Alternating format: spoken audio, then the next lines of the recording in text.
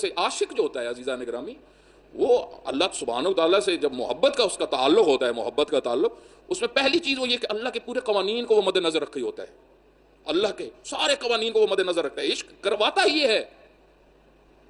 پہلے مرحلے پہ عشق انسان کو محبوب سے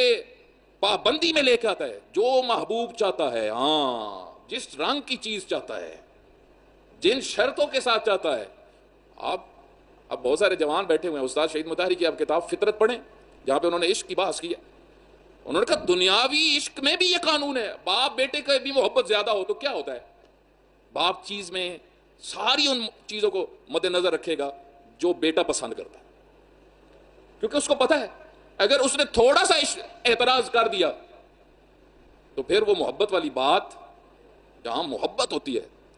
جہاں محبوب کے لیے کچھ کرنا ہے، وہاں پہلی چیز شرائط، محبوب کی شرائط کیا ہے، اللہ نے شرائط کیا رکھی ہے۔ پھر دوسری یہ چیز ہوتی ہے کہ محبوب کے لیے جو کیا جاتا ہے عمل، اس کی مقدار محب کے نزدیک کچھ نہیں ہوتی، یہ صرف عاشقانہ زبان سمجھ سکتے ہیں۔ اس وجہ سے آپ دیکھیں شعراء اور عرفاء کیوں عاشقانہ، عرفاء کے نزدیک اس ہستی کی بنیاد عشق پہ ہے، عشق پہ۔ عرفاء کہتے ہیں یہ پورا نظام ہستی جو وجود میں آیا ہے، اللہ نے یہ جو سب کچھ خلق کر دیا، یہ شدید محبت کی وجہ سے خلق کیا ہے، اور جو کچھ قائم ہے، کشش ہے، یہ ساری عاشقانہ کشش